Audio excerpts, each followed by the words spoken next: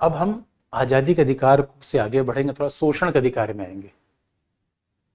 अब जरा अनुच्छेद 23-24 जो है बड़ा सिंपल सा, उस पर कोई बहुत बड़ा विवाद नहीं रहा है, तो जरा देखें शोषण खिलाफ अधिकार, अनुच्छेद 2324, राइट अगेंस्ट एक्सप्लॉयटेशन, शोषण के विरुद्ध अधिकार। शोषण के विरुद्ध अधिकार, राइट अगेंस्ट एक्सप्लॉयटेशन। दोस्तों खास बात है, जब हम शोषण के विरुद्ध अधिकार की बात करते हैं, राइट अगेंस्ट एक्सप्लॉयटेशन की बात करते हैं, तो आप देखो असल में शोषण शब्द, दोस्तों दुनिया में अलग अलग विचार है। शोषण शब्द मार्क्स बाबा ने बहुत प्रचलित कर दिया, और ये मार्क्सवादियों की देन है। यानी मार्क्स एक जर्मनी में पैदा हुआ फिलोसफर था, जिसने कहा दो पूरी दुनिया में अत्याचार चल रहा है, शोषण चल रहा है। तो मार्क्स से पूछा गया, बाबा ये बताओ ये शोषण है क्या? उनका ये देखो यार, शोषण क्या है बताओ। मकान मालिक किराएदार पर सवार है, सामंत मजदूर पर सवार है, फैक्ट्री का मालिक सामंत किसान पर सवार है, फैक्ट्री का मालिक मजदूर पर सवार है। और ये दोस्तों मार्क्स बाबा ने कहा, बाबा बड़ा मानववादी था, वो कहता समाज को बदल के रख दूंगा सब। और इसे उसने कहा भी कि मैं एक ऐसा समाज बनाऊंगा जहां दोस्तों आदमी आदमी पर सवार न हो। यानी अगर बच्चों, अगर मानव जीवन का मतलब है गरिमामय जीवन अधिकार, तो गरिमामय जीवन का अधिकार का मतलब है मेरी प्रतिभा, मेरी क्षमता, उन सब का मालिक मैं हूं। तो दोस्तों ये बताओ, मेरी प्रतिभा क्षमता ये है, मेरी आज़ादी ये है कि जो मैं चाहे काम करूं, काम न करूं, कहीं आऊं कहीं जाऊं। तो अब बताओ, मेरी प्रतिभा मेरी क्षमता का प्रयोग दूसरे के लिए होना चाहिए। इसलिए मेरे बच्चों बहुत ध्यान देने की बात है, मानव है, हम दास नहीं है। और सच मानो दास कह देना मानव का तो अपमान है, सेवक कह देना मानव का अपमान है। मानव और सेवक, ओ माय गॉड दोस्तों, ना ना ना, ये हो नहीं सकता। इसलिए यकीन मानो, मानव जीवन इतना निराला है। हमारे यहाँ बिस्मिल्लाह खान सनाई बादक थे, और बिस्मिल्लाह खान को अमेरिकी सरकार ने बुलाना चाहती थी कि बिस्मिल्लाह खान साहब जरा आओ, हमारे हमारे बच्चों को सहनाई सिखाओ। बिस्मिल्लाह खान ने कहा गंगा बहाओ। अमेरिकी सरकार ने कहा अरे खान साहब ये क्या बात कर रहे हो, गंगा कैसे बहेगी? तो बिस्मिल्लाह खान ने कहा गंगा नहीं बहेगी तो मैं अमेरिका नहीं जाऊंगा। नहीं दोस्तों क्या बताओ, ये एक मानव था जो फक्कड़ हुआ करता था। मतलब मानव नौकरी के लिए बना है ना दोस्तों, ये मानव। अब देखो आजकल तो जीवन में हर आदमी काम कर ले रहा है, इसलिए पहले लोग कहते थे नौकरी ना करी। अरे किसी का चाकर बनना, नौकर बनना दोस्तों, मानव होने का मतलब क्या है? क्या है? मस्त जीना, फक्कड़ जीना। इसे सच मानो, जब मुझे कोई व्यक्ति ऐसा मिलता है जो कहता है कि भैया हमने जीवन में कोई काम नहीं किया, मैं कहता यार बस बस गले लग जाओ यार, तुमने ही तो जीवन जिया। अरे जीवन दोस्तों है, जहां मर्जी वहां बैठे, जहां मर्जी गए। और एक शोषण आधुनिक समाज की बड़ी समस्या है। इसलिए हमारे संविधान निर्माता ने कहा ना भाई शोषण नहीं होगा। इसलिए गरिमा में जीवन में शोषण संभव ही नहीं है। मतलब एक दोस्तों, हम किसी जीवन के लिए, मैं किसी व्यक्ति के लिए सीढ़ी नहीं हो सकता कि मेरे ऊपर कोई पैर रख के चढ़ जाए ऊपर। बांस हो सकता है, मैं नहीं हो सकता। एक क्या दर्शन था। इसलिए संविधान निर्माताओं ने क्या कहा, शोषण के विरुद्ध अधिकार। तो सब शोषण कितना बड़ा शब्द है। और कई बार तो मुझे दोस्तों दिखता है, एक बार मार्क्सवादी को लेकर गया ताजमहल दिखाने, उनके देखो भाई ताजमहल कैसा है। मार्क्सवादी ने कहा ये ताजमहल है, सफेद संगमरमर में मुझे खून के धब्बे दिखाई दे रहे हैं। मार्क्सवादी दोस्तों सोच कर रहा कि, तो हमने कहा मतलब? उन्होंने कहा अरे भाई ये ताजमहल कैसे बन गया? सोचो पुराने जमाने में मजदूरों के सबके खून पसीने से ताजमहल बन गया। क्या महाराजा ने सबके मजदूरी दी होगी, पैसा दिया होगा? हमने कहा यार बात तो सही कह रहे हो। तो संविधान निर्माताओं ने कहा भैया कोई शोषण नहीं, यही तो बराबरी का अधिकार है। कोई किसी पर सवार नहीं होगा, कोई किसी का मालिक नहीं, सब बराबर। तो हमारे संविधान में तो अनुच्छेद 23 लिखा, और उन्होंने क्या कहा कि शोषण नहीं होगा। कैसा? यानी शोषण कैसा नहीं होगा? न तो मानव दुर्व्यापार होगा, और न ही बेगार होगा, यानी और न ही बलाश्रम होगा। यानी शोषण के 3 रूपों का अनुच्छेद 23 से मना किया गया। पहला, किसी को श्रम करने के लिए बाध्य नहीं किया जाएगा, बाध्यकारी कार्य नहीं लिया जा सकता। बड़ी भाषा में बलात् श्रम, यानी किसी से जबरदस्ती काम करवा लेना, बाध्यकारी नहीं करवा सकते आप। बाध्यकारी, आप किसी मजदूर के पास गए, ये तो फोर्स लेबर कि किसी मजदूर के पास गए, उनका भैया काम करना, उसने कहा नहीं मैं नहीं जाऊंगा, जबरदस्ती उठा लाया उसको, काम कहीं से नहीं करोगे। और अब देखेंगे जब हमारे यहाँ राजा महाराजाओं का जमाना था, सामंतवाद था, तो भाई सामंतवादी लोग जाते थे, लोगों को उठा लेते थे, चलो हमारे काम करो। जबकि जीवन में गरिमामय जीवन है। अरे भाई मैं जब मेरी इच्छा होगा तब मैं पढ़ाऊंगा, जब मेरी इच्छा होगा तब मैं जाऊंगा, ये मानव जीवन है। अब कोई जबरदस्ती करो, भैया नाचो, अरे भैया कैसे नाचूं, मेरा मन ही नहीं कर रहा है, ये खास बात है। तो बलाश्रम यानी कोई आपसे जबरदस्ती काम नहीं, फोर्स नहीं करेगा कुछ करने के लिए, बाध्यकारी श्रम नहीं होगा, बलाश्रम नहीं होगा, जबरदस्ती आपसे काम नहीं लिया जा सकता, पहली बात। और दूसरा, और दोस्तों फिर बेगार, बेगार का मतलब है आप कहते हैं बेगारी करवा रहा है, तो ये ताजमहल बन गए, इतने बड़े बड़े किले बन गए, सब बेगारी तो करवाया राजा महाराजाओं ने। बेगार का मतलब क्या है, काम करवा के पैसा नहीं देना। बाध्यकारी का मतलब है इच्छा के खिलाफ काम करवाना, इच्छा विरुद्ध, भाई मेरा काम आराम करने कर रहा है, मेरा काम घूमने कर रहा है, और कोई कह रहा है ना हमारा काम करो, इच्छा विरुद्ध कार्य। फिर बेगार का मतलब है कार्य के बाद भुगतान न करना, कार्य के बाद मजदूरी न देना, कार्य के बाद मजदूरी न देना, ये बेगार है। और कहा गया मानव दुर्व्यापार, और तो खास बात है, तो कितना बड़ा शब्द है, तो हमेशा शब्दों को इत्मीनान समझिए, एक एक शब्द के बड़े मर्म है दोस्तों। इसलिए हमारा संविधान है कितना बड़ा दर्शन लाता है, इतना बड़ा नजरिया लाता है, ह्यूमन इन ट्रैफिकिंग। खास बात है दोस्तों, हर चीज दुनिया में खरीदी बेची जा सकती है, और कई बार हम मार्केट में जाते हैं, हर चीज में प्राइस टैग होता है कि भैया प्राइस क्या है। मानव पर आज तक प्राइस नहीं लगा, आपने कभी नहीं देखा भाई एक्स आदमी इतने में बिक रहा है, मानव पर कभी प्राइस नहीं लगता। बड़े फक्कड़ किस्म के लोग होते हैं, कहीं नौकरी करते नहीं, क्या भैया अपना पैसा रखो, हम नहीं आने वाले। और मानव दुर्व्यापार का मतलब है, इसलिए मानव का व्यापार तो हो ही नहीं सकता, मानव का केवल दुर्व्यापार हो सकता है। मानव व्यापार तो मानव होने का अपमान है, यानी खरीदना बेचना वस्तु का संभव है दोस्तों, मानव का नहीं। आपने कभी 3 इडियट देखा होगा, कभी 3 इडियट मूवी आप देखिएगा, तो उसमें करीना कपूर का उसका प्रेमी घड़ी दे रहा है, वो घड़ी गायब हो गई, उसने कहा तुमने घड़ी गायब करवा दी, इतनी महंगी घड़ी थी, इतनी महंगी घड़ी थी। करीना कपूर ने कहीं से घड़ी उसको मिल गई, और घड़ी उसने वापस देकर कहा गधे ले, घड़ी के लिए दूसरा हाथ ढूंढ ले। इसलिए दोस्तों मानव को वस्तु से आप कैसे रिप्लेस कर देंगे। तो संविधान निर्माताओं ने कहा था मानव दुर्व्यापार नहीं होगा, तो उसका उच्चतम न्यायालय ने क्या मतलब निकाला, मानव दुर्व्यापार नहीं होगा, इसका मतलब है उसमें कहीं ना कहीं वेश्यावृत्ति को भी समाप्त करने की बात थी। हमारे यहाँ तो आज़ादी के पहले एक देवदासी प्रथा थी, जहाँ मंदिरों में कुंवारी महिलाओं को, अविवाहित महिलाओं को रखा जाता था, ये भी समाप्त करने का प्लान था। और मानवीय अंगों का दुर्व्यापार, कई बार आप सुनते हो दोस्तों, किडनी का अवैध लेन देन, मानवीय अंगों का दुर्व्यापार, ये सब मानवीय दुर्व्यापार में शामिल कर लिए गए, और इन सबको प्रतिबंधित किया गया। और एक खास बात है, आप कहोगे सर ये बताओ कि ठीक है बाध्यकारी श्रम नहीं होगा, बेगार नहीं होगा, मानवीय दुर्व्यापार नहीं होगा, लेकिन अनुच्छेद 23 इतनी बात लिख देने से हो जाएगा? तो नहीं दोस्तों, इसलिए इसके लिए अनुच्छेद 23 में फिर लिखा गया कि राज्य के द्वारा विधि का निर्माण किया जाएगा। इसे राज्य ने अलग अलग विधियों का निर्माण करके बता दिया, राज्य ने अलग अलग विधियों का निर्माण करके बता दिया कि भैया ये सब नहीं होगा। Suppression of immoral trafficking act बनाया गया, संसद ने बनाया। इसे कई हमारे से फंडामेंटल राइट हैं जिनको जमीन पर लाने के लिए, क्रियान्वित करने के लिए संसद के विधि के निर्माण की आवश्यकता पड़ती है। संसदीय विधि बनेगी तब ये क्रियान्वित होंगी। संसदीय विधि बनेगी तभी क्रियान्वित होंगे।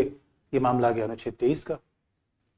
लेकिन अब एक बात, अनुच्छेद 23 में थोड़ा सा रिस्ट्रिक्शन लगा दिया गया, और वैसे आप देखेंगे शोषण के रूप को उच्चतम न्यायालय ने बढ़ा दिया। अगर आपको याद होगा तो वही आपको एशियाड वर्कर केस में बताया था, ये बात फिर याद रखिएगा। न्यायालय ने एशियाड वर्कर्स केस में बताया था निर्धारित दर से कम मजदूरी देना भी शोषण है, तो शोषण का अधिकार बढ़ा दिया। आपको याद होगा 21 में मैंने आपको ये भी बताया था, विशाखा केस में मैंने बताया था बच्चों, यानी सेक्सुअल हैरेसमेंट भी शोषण है। अब देखिए यही समाज में महिलाओं के प्रति जागरूकता बढ़ रही है। इसका मतलब शोषण दोस्तों यही नहीं कि किसी 4 घंटे के बजाय 8 घंटे काम करा लेना, काम करा के पैसा ना देना, और किसी का खून ले लेना, ये सब शोषण हो सकते हैं।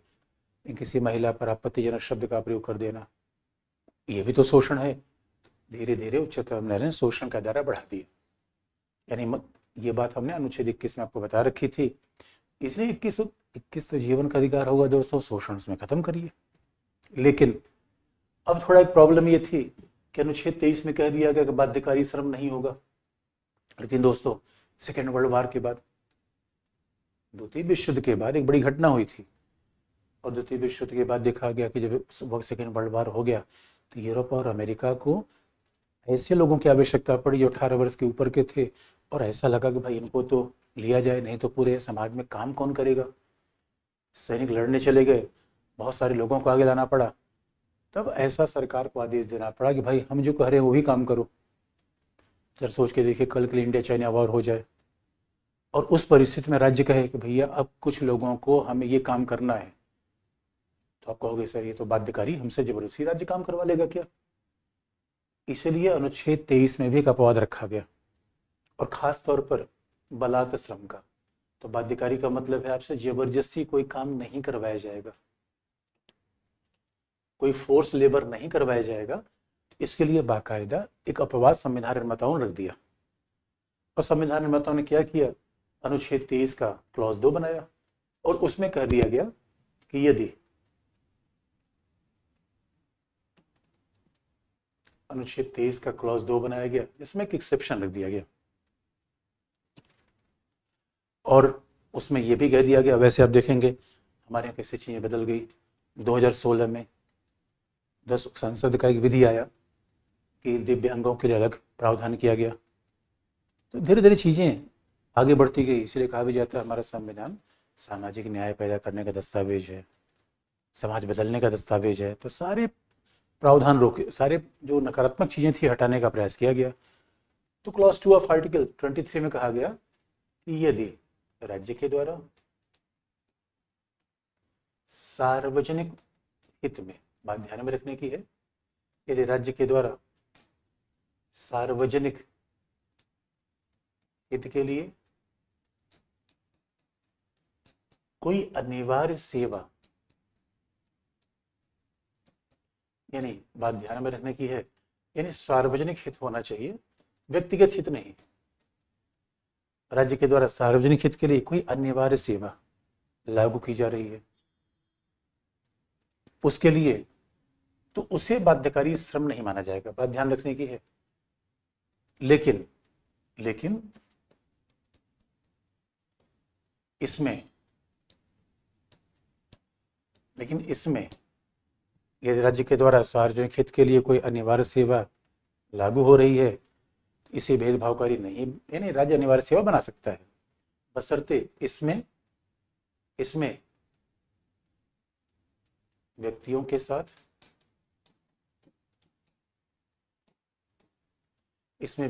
साथ केवल बात आप जानते हो, केवल जाति, धर्म, मूल वंश। दोस्तों ये मैंने बता चुका हूं, जहां भी मतलब भेद को खत्म करने की बात आएगी, 3 शब्द जरूर आएंगे, जाति, धर्म, मूल वंश, 3 शब्द जरूर आएंगे, चौथा कोई अलग हो सकता है। तो इसमें व्यक्तियों के साथ केवल जात, धर्म, मूल वंश या वर्ग के आधार पर भेदभाव नहीं होगा।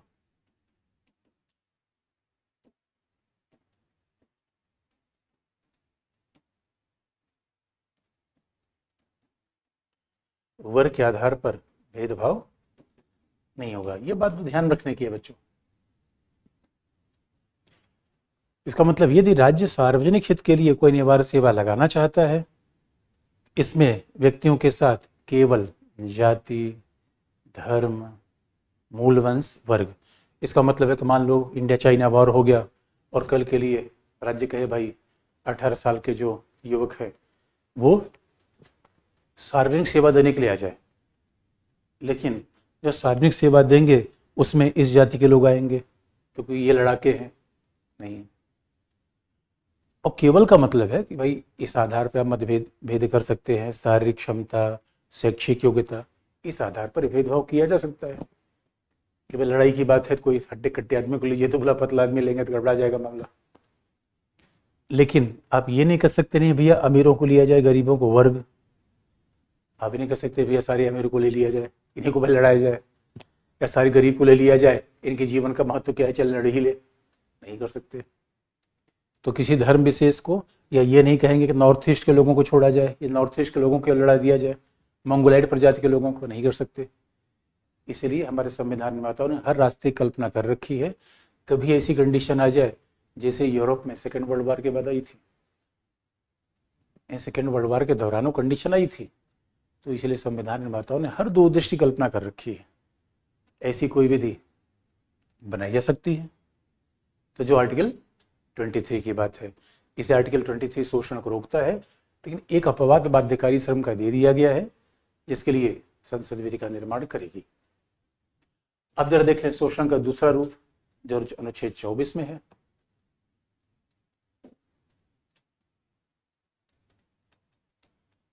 शोषण के विरुद्धाधिकार जो आर्टिकल 24 में है।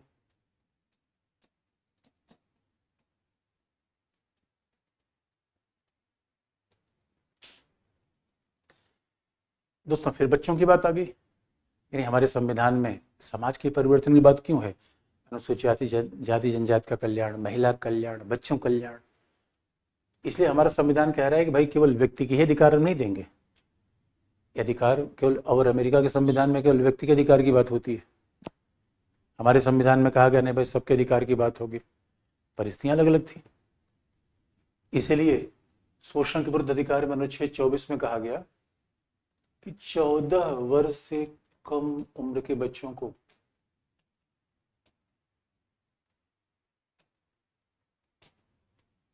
14 वर्ष से कम उम्र के बच्चों को कारखाने में,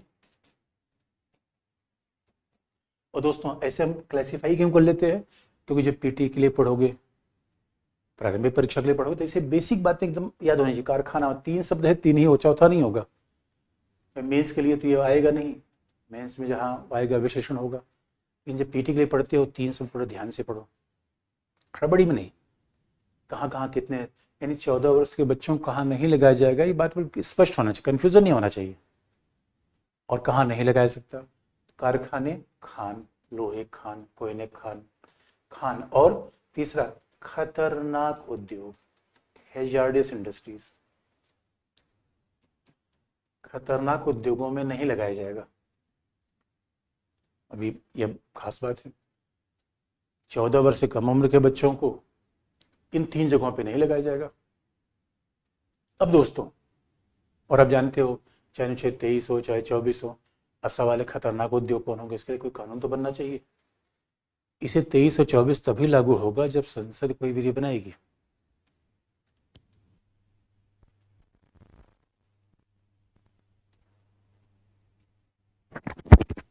हमारे संविधान में कहा भी जाता है कई ऐसे अधिकार हैं जो विधि को जांच करते हैं, 14, और कई ऐसे अधिकार हैं जो करें भाई विधि बनाओ इसको लागू करने के लिए, क्योंकि लैंग्वेज ऐसी है खतरनाक उद्योग।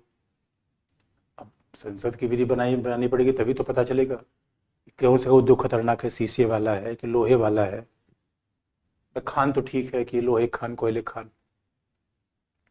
कारखाने, अरे कारखाने भी कई हैं, बीड़ी कारखाना है, कारखाने भी कई प्रकार के होते हैं, चूड़ी बनाने कारखाना है। इसलिए कहा गया कि भाई पहले राज्य कानून बनाएगा। तो राज्य ने कानून बनाया 86 में। और सच मानो दोस्तों, सच मानो दोस्तों, कहा तो ये जाता है कि बच्चों को तो काम करना नहीं चाहिए। 14 वर्ष की उम्र के बच्चों को यहाँ नहीं, कहीं नहीं काम करना चाहिए। अरे बचपन तो देश का भविष्य होता है। और इसलिए आप देखोगे बच्चों को काम कराना मानवाधिकार का उल्लंघन है। इसे यूरोप देशों में जो जो देश अमीर है, विकसित है, वहाँ बच्चे दोस्तों शरीर के हिसाब से व्यक्ति काम करना चाहिए। और बचपन का उम्र काम करने के लिए नहीं होता। अरे बचपन में जब काम करा लोगे तो व्यक्ति का विकास होगा, क्या होगा, बच्चों को हमने काम करा लिया तो हमने भविष्य को, देश के भविष्य के विकास को रोक दिया। लेकिन इस अधिनियम में प्रॉब्लम ये थी, प्रॉब्लम संविधान में जो लिखा गया उसमें एक प्रॉब्लम ही आ रही है कि आप कहोगे सर ये बताओ 14 वर्ष से कम उम्र के बच्चे, तो भाई बड़े और बच्चों के बीच का फर्क 18 वर्ष है। 18 वर्ष के ऊपर बड़ा, 18 वर्ष के नीचे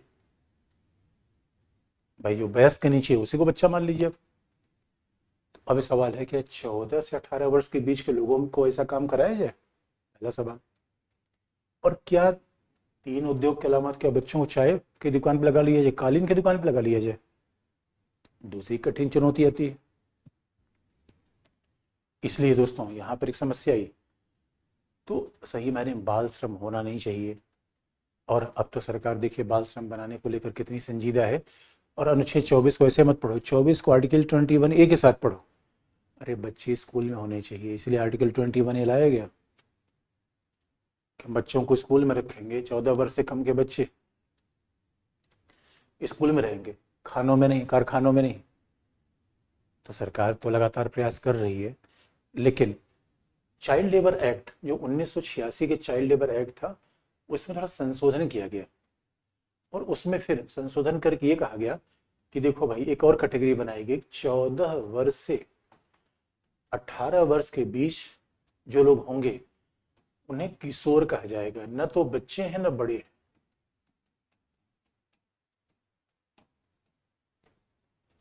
अभी कह दिया गया कि 14 वर्ष से कम उम्र के बच्चे अलग है, 14 से 18 वर्ष के बच्चे किशोर हैं। ये कहा गया संविधान में नहीं, चाइल्ड लेबर प्रिवेंशन एक्ट को 2016 में संशोधन किया गया, उसके हिसाब से इसको बनाया गया। बाल श्रम उन्मूलन अधिनियम में संशोधन किया गया और कहा गया कि भाई देखो 14 वर्ष से 18 वर्ष के किशोर है वो केवल 3 के अलावा बाकी उद्योगों में काम कर सकते हैं। ये 3 में काम नहीं करेंगे, बाकी में काम करेंगे। तो कह दिया गया भाई किशोर तो ये 3 में काम करेंगे, कारखानों में, सॉरी कारखानों के अलावा, खानों के अलावा, तो 3 के अलावा और कहीं काम कर सकते हैं। तो ये बात तो स्पष्ट कर दी गई, क्योंकि ये पहली समस्या थी कि भाई क्या 14 वर्ष से 18 वर्ष के बच्चों को कहीं भी काम पे लगा दिया जाए। तो कहा नहीं, 14 किशोरों को भी इन 3 जगह नहीं लगाया जा सकता, और 14 वर्ष से के नीचे लगाने का सवाल ही पैदा नहीं होता। तो ये बात स्पष्ट कर दी गई ये चाइल्ड लेबर एबोलिशन एक्ट में। दूसरी बात, और इसी एक्ट में ये कहा गया कि 14 वर्ष से कम उम्र के बच्चों को, 14 वर्ष से कम उम्र के बच्चों को किसी भी उद्योग में काम पर नहीं लगाया जाएगा, किसी भी कार्य में नहीं लगाया जाएगा। न तो चाय की दुकान पर, किसी भी कार्य में नहीं लगाया जाएगा। जो 14 वर्ष से कम उम्र के बच्चों को तो किसी काम में लगाया ही नहीं जाएगा। तो ये बात स्पष्ट कर दी गई, क्योंकि यहाँ था भाई ये बात दोनों अस्पष्ट था इस अनुच्छेद 24 से। तो ये दोनों बात अनुच्छेद 24 को विस्तार कर दिया गया और कह दिया कि 14 वर्ष से कम उम्र के बच्चों को किसी भी काम में नहीं लगाया जाएगा। लेकिन एक अपवाद बनाया गया, यानी न चाय की दुकान पर, न कपड़े की दुकान पर, न कालीन की दुकान पर। बस उसमें एक थोड़ा एक्सेप्शन ही बनाया गया कि बस घरेलू काम में, मान लो किसी के घर में छोटी सी दुकान है, किसी के घर में कोई घरेलू कार्य पर उन्हें लगाया जा सकता है। तो दोस्तों किसी के पास छोटी दुकान है, तो अगर बच्चा वहाँ 1-2 घंटे बैठ गया, इसे बाल श्रम नहीं माना जाएगा। और इसीलिए दोस्तों हमारे यहाँ तो बाल श्रम लगातार लगभग ख़त्म ही है, प्रयास चल रहा है, लेकिन कई बार अब देखोगे दोस्तों बाल श्रम के नाम पर हमारे यहाँ बड़ी पॉलिटिक्स हो जाती है। तो कई बार तो बाल श्रम के नाम पर कई लोगों ने विदेशी राज्यों को ये सब भेज दिया कि भारत में बाल श्रम का प्रयोग होता है, और हमारे सारे कालीन यूरोप ने बैन कर दिए, तो बड़ा आर्थिक नुकसान होगा। अरे बच्चों अगर पिता की स्थिति अच्छी होगी तो बच्चों को पढ़ाएगा नहीं, तो बच्चों की स्थिति करने से पहले पिता की स्थिति अच्छी करो। लेकिन बड़ा दुर्भाग्य का मामला है, इसे चंद्रशेखर उस समय प्रधानमंत्री थे, और उन्होंने तो बचपन बचाओ आंदोलन के मुखिया कैलाश सत्यार्थी को इस बात से बड़ी नाराजगी व्यक्त की थी। उन्होंने कहा भाई अब देखो आप तो भारत के कालीन उद्योग को चौपट कर रहे हो। तो भारत की थोड़ी मजबूरी है, जैसा दोस्तों हम यूरोप जैसे नहीं हैं, हमारी समस्याएं थोड़ी अलग हैं, फिर भी आप देखोगे कि बाकायदा आज तो बाल श्रम के बारे में न्यायालय के लगातार निर्णय आ रहे हैं। और 2002 में MC मेहता केस में तो अभी तो आप देखोगे पोक्सो आ गया है, तो बाल MC मेहतावाद में तो उच्चतम न्यायालय ने यहाँ तक कह दिया कि बाल श्रम को हटाने के लिए एक बाकायदा एक पुनर्वास कोष बनना चाहिए, बाल श्रम को हटाया जाए, हर डिस्ट्रिक्ट में एक बाल श्रम पुनर्वास कोष होना चाहिए।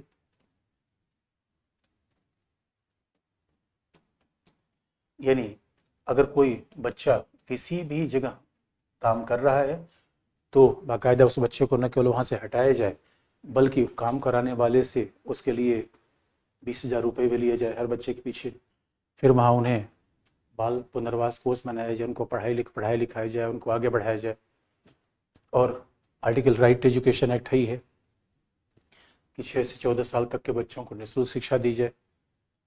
तो ये सारे प्रावधान बाकायदा संविधान में नहीं थे, लेकिन उच्चतम न्यायालय के निर्णय के बाद अब इसको आगे बढ़ाया दिया जा रहा है। और इसीलिए अब देखो आज तो हमारे यहाँ बच्चों के कल्याण पर सरकार लगातार बल दे रही है।